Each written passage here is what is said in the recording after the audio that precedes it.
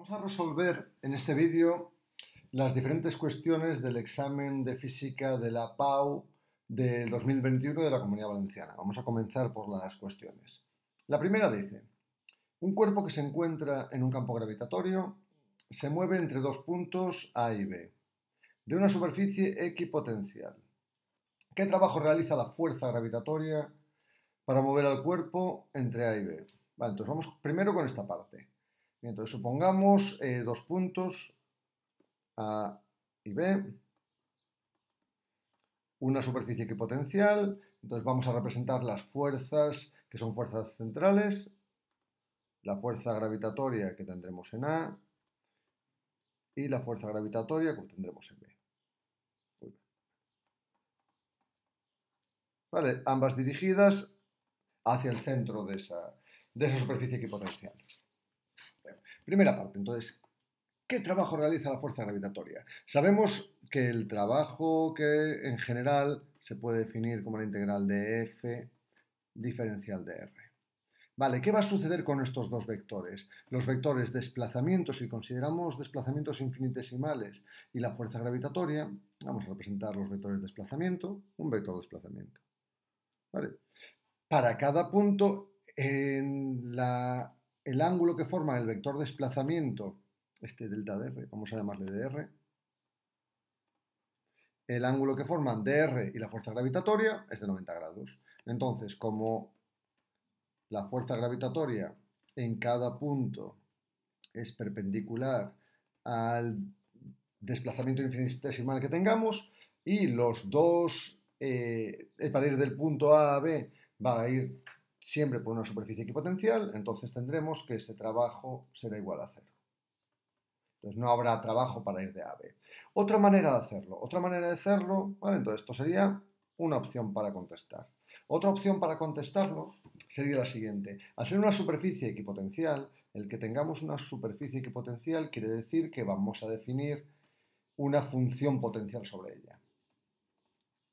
Recordamos la expresión de la función potencial. La función potencial entre dos puntos A y B. Podemos resolverla como la integral de la intensidad de campo diferencial de R entre estos dos puntos A y B. ¿Vale? Como el campo gravitatorio es un campo central y dirigido hacia el centro, obtendremos la expresión menos constante gravitatoria, masa y 1 partido por RAB menos 1 partido por el radio en A. Bien, entonces podríamos valorarlo a partir de ahí. ¿Qué sucede con este resultado de la diferencia de potencial entre los puntos A y B? Como el radio en A es igual al radio en B, entonces tendremos que el potencial entre A y B es igual a 0. Por lo tanto, dado que el trabajo se define como la energía potencial V multiplicado por la masa carga que crea el campo, en este caso tenemos una masa, tendremos que el trabajo es igual a 0. Bien, sería otra manera de contestarlo. ¿De acuerdo? Eso sería la primera parte. Vamos con la segunda parte. La segunda parte nos dice: si la energía potencial del cuerpo en B es menos 800 joules y seguidamente pasa del punto B a un punto C, donde su energía potencial es de menos 1000 joules, discute si su energía cinética es mayor en B o en C. Bien, entonces vamos a hacer una suposición, pero no sería necesario hacerla. Primero vamos a indicar aquí que esta es nuestra superficie equipotencial de menos 800 joules y la que vamos a considerar aquí es de menos 1000 joules. Vamos a ver ahora también por qué una es de menos 1000 joules y la otra de 1800. ¿De acuerdo?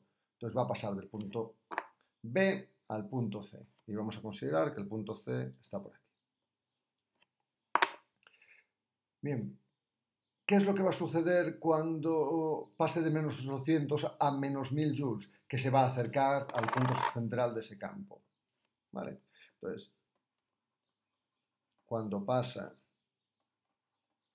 o se traslada de B a C, ¿vale? Lo que va a suceder es que se acerca al punto central del campo. Al punto central de ese campo gravitatorio. Bien, Podemos recordar cómo se define la energía potencial gravitatoria. La energía potencial gravitatoria se define como menos G m partido por R. ¿Vale? No podemos usar de esta expresión. El trabajo es igual a menos la energía potencial. Bien, no nos dicen en ningún momento que la energía mecánica se conserve, pero vamos a considerarlo.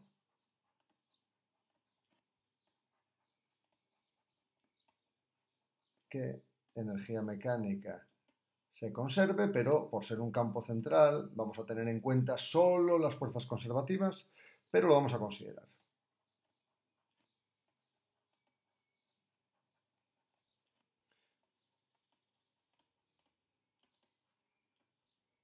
Eso quiere decir que dejaríamos un objeto en el punto B y ese objeto, de alguna manera, por alguna trayectoria, pasaría del punto B al punto C. Bien, podría hacer esto. Podría hacer una trayectoria que nos resulte más fácil de calcular, que sería esta y esta. Esto sería más sencillo de calcular. De B a C' no habría trabajo y de C' a C sí que tendríamos un trabajo por esa fuerza central que va en la dirección del radio. Bien, entonces lo que sabemos finalmente es que la variación, el trabajo que se va a producir, si usamos el teorema de las fuerzas vivas, es que el trabajo es la variación de energía cinética. Pero si usamos la conservación de energía, tendremos que valorarlo de la siguiente manera. Pasamos de la energía potencial en el punto B a la energía potencial en el punto C. ¿Vale? Entonces, la variación de energía potencial es final menos inicial. Final menos 1000 menos la inicial menos 800. Esto en joules. Con lo cual, esta variación de energía potencial nos da menos 200 joules. ¿Qué quiere decir eso? Para que se conserve la energía,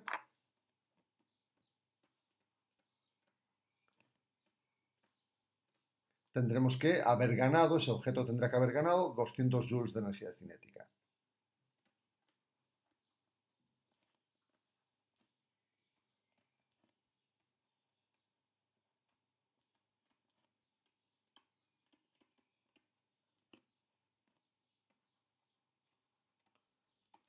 Y con esto tendríamos contestada la pregunta.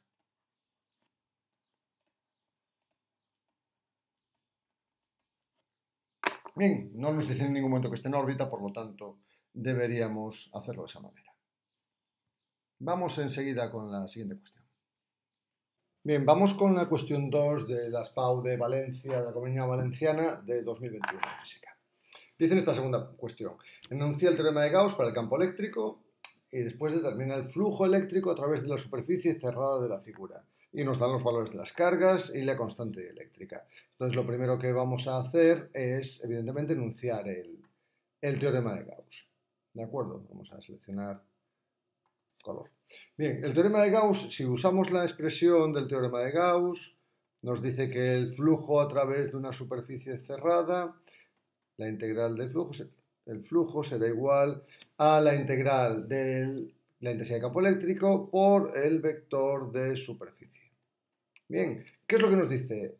Si lo queremos leer con palabras, el flujo eléctrico, y vamos a ir escribiéndolo, a través de una superficie cerrada,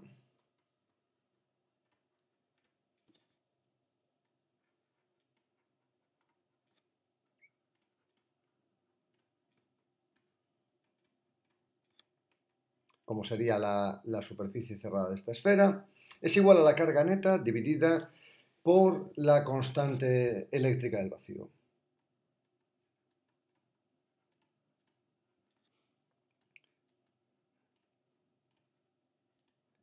Neta encerrada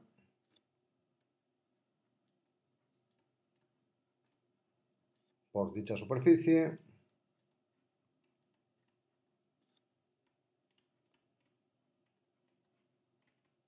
dividida entre la constante eléctrica.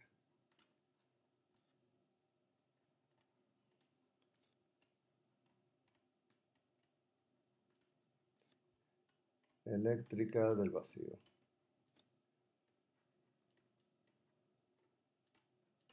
Entonces lo que estamos diciendo es que el flujo eléctrico será la carga dividida la constante eléctrica. Bien, con lo cual a partir de ahí es fácil calcular, determinar el flujo eléctrico a través de la superficie cerrada de la figura. La carga que está dentro de esa superficie es de 8,85 picocoulombios y la carga 2 es igual a menos 2 veces la carga 1. Bien, solo debemos tener en cuenta la carga 1, la carga que está encerrada en la superficie, por lo siguiente. Las líneas de campo que salgan de la carga 2 es una carga negativa, ¿vale? Entonces las líneas de campo entrarán en esa carga. Si representamos las líneas de campo que entran en esa carga, nos van a dar el mismo número de líneas de campo que entren que salgan de la superficie. Aquí solo he representado una que llega a la carga y que atraviesa la superficie. Esa línea entra en la superficie y sale de la superficie. ¿De acuerdo? Por lo tanto, el mismo número de líneas de campo entran y salen. Por lo que no habla un flujo eléctrico neto.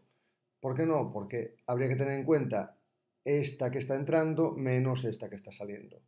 Bien, y lo mismo si representásemos otro número de líneas. Entonces, debemos explicar que solo debemos tener en cuenta la carga Q1 y lo calculamos. Vamos allá. Como la superficie solo encierra la carga Q1,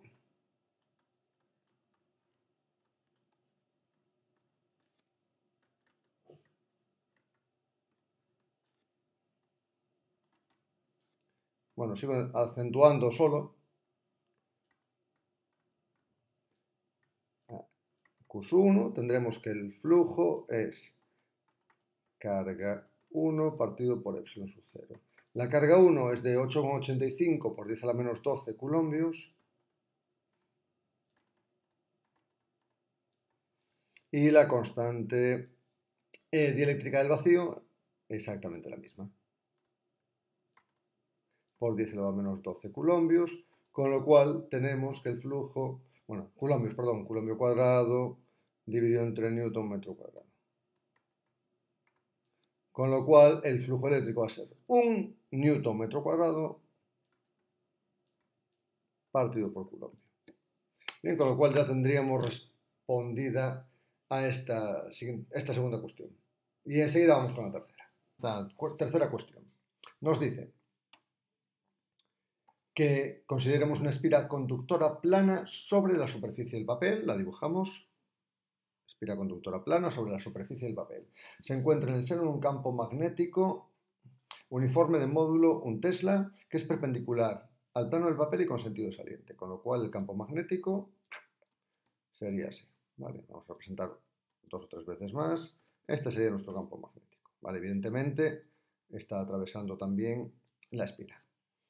Aumentamos la superficie de la espira de 2 centímetros cuadrados, con lo cual la superficie 1 es 2 centímetros cuadrados y la superficie 2 de la espira 4 centímetros cuadrados. Y nos piden calcular la variación del flujo magnético. La variación de tiempo es 10 segundos. Pues calcule la variación del flujo magnético, con lo cual nos piden Φ2 menos Φ1. ¿Vale? Calculamos que sería, como el flujo magnético, en general, el flujo magnético es B por S. Bien, esto será el módulo del primero, módulo del segundo, por el coseno del ángulo que forman. En este caso, el ángulo que están formando es 0 grados, el coseno de 0 vale 1. Con lo cual, siempre va a ser flujo 2 menos flujo 1, porque nos piden la variación, no nos piden la fuerza electromotriz inducida. ¿Vale? Entonces, calculamos Φ sub 2 menos Φ sub 1. Vamos a calcular por un lado Φ2, que será un Tesla, campo magnético, por la superficie de la espina en la posición 2, que es 4 por 10 elevado a menos 4 metros cuadrados, con lo cual nos da 4 por 10 elevado a menos 4 en Tesla por metro cuadrado. Y del mismo modo, Φ sub 1 será un Tesla por 2 por 10 elevado a menos 4 metros cuadrados, con lo cual tendremos 2 por 10 elevado a menos 4 Tesla por metro cuadrado. Ahí tenemos los dos flujos. Si hacemos el flujo 2 menos flujo 1, que es lo primero que nos piden, entonces la variación de flujo es flujo 2 menos flujo 1.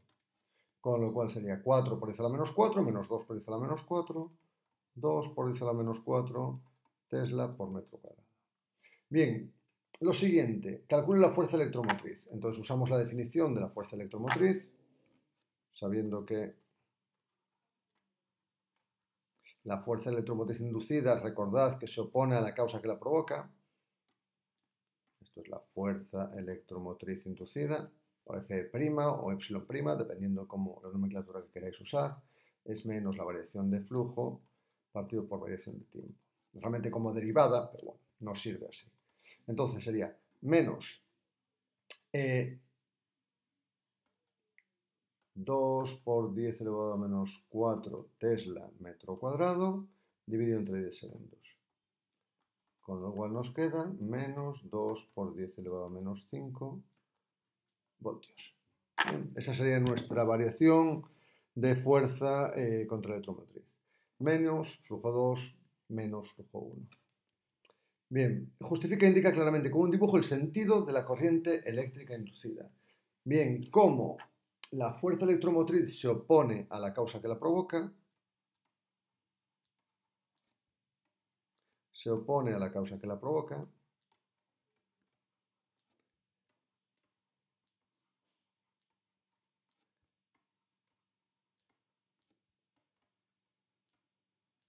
tenemos que pensar que dentro de esta espira están atravesándola diferentes líneas de campo. Bien, en este sentido. Vale, tenemos líneas de campo en este sentido. Entonces, ¿qué es lo que va a suceder? En esta cara frontal tendríamos el norte de un imán y la otra cara tendríamos un sur, con lo cual necesitamos que en la cara frontal de la espira se forme un sur. Con lo cual en esta cara se va a formar un sur. Y en la cara contraria un norte. Bien. En la cara superior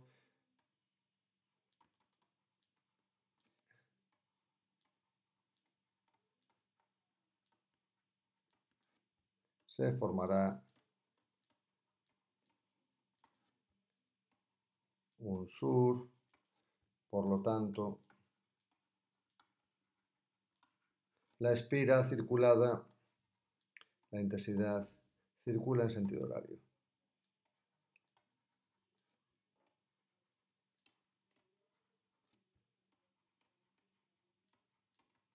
Vale, y así tendríamos finalmente la solución a este ejercicio. De estas pruebas de las PAO de Valencia de 2021, Comunidad Valenciana 2021. Y nos dice lo siguiente, la figura muestra dos conductores rectilíneos indefinidos y paralelos entre sí, por los que circulan corrientes eléctricas del mismo valor, y su 1, por lo tanto, es igual a su 2, y de sentidos contrarios. Indica la dirección y sentido del campo magnético total en el punto P. Bien, entonces vamos con esa primera parte antes de contestar nada más. Entonces, para contestarlo, lo que deberíamos hacer, como queremos calcular dirección y sentido del campo magnético total en el punto B, ¿vale? Campo magnético creado por un hilo de corriente.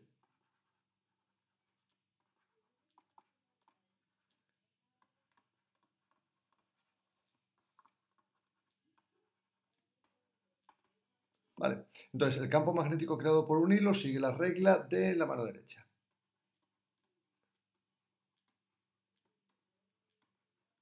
Donde el pulgar nos indica el sentido de la corriente y los 4 dedos de la mano derecha nos indicarán el sentido del campo magnético circular. 4 dedos, sentido del campo.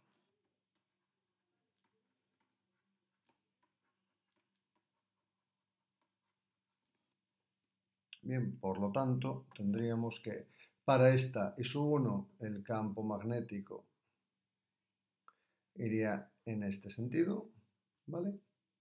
Con lo cual aquí sería saliente, ¿de acuerdo? ¿Vale? Y para la otra, para I sub 2, el campo magnético, vamos a representarlo un poquito más abajo, aunque del mismo tamaño, ¿vale? Campo magnético, serían círculos concéntricos. Como el anterior no nos ha salido bien, vamos a arreglarlo. Vale, vamos a hacer aquí círculos concéntricos. Bien, pues círculo concéntrico aquí. Bien, en este sentido, como va el pulgar iría hacia abajo, ¿de acuerdo? El sentido en el que circula la corriente en este caso sería el contrario. Tendríamos el campo magnético circulando en este sentido. Dado que, vamos a ponerle nombre, este sería el campo magnético que genera la corriente 1 y este es el campo magnético que genera la corriente 2, uno va a ser mayor que otro. ¿Por qué? Bueno, pues porque sabemos que el campo magnético en general de una espira formado por una línea circular que nos dará esos círculos concéntricos para las líneas de campo magnético será B por una constante por la intensidad de campo partido por A. Bien, entonces va a depender de esta A, que es la distancia del hilo al punto.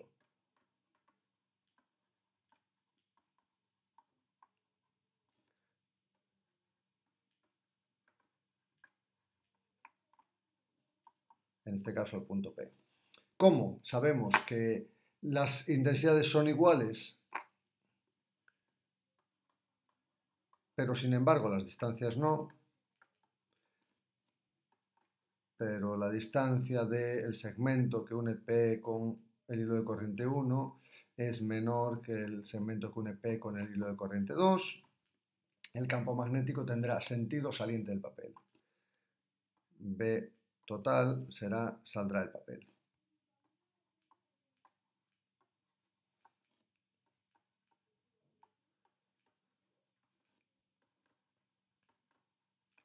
Y es perpendicular a él,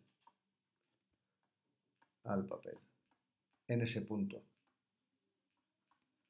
Bien.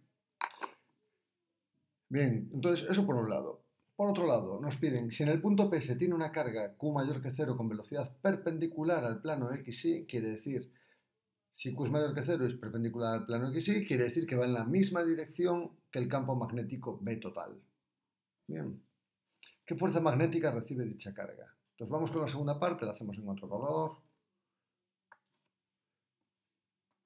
Como sabemos que la fuerza magnética o fuerza de Lorentz será el producto de Q por V, producto vectorial B, y V es paralelo a B, ¿vale? Ya que nos dicen que va en la misma dirección, no sabemos el sentido, ¿vale? Porque V es perpendicular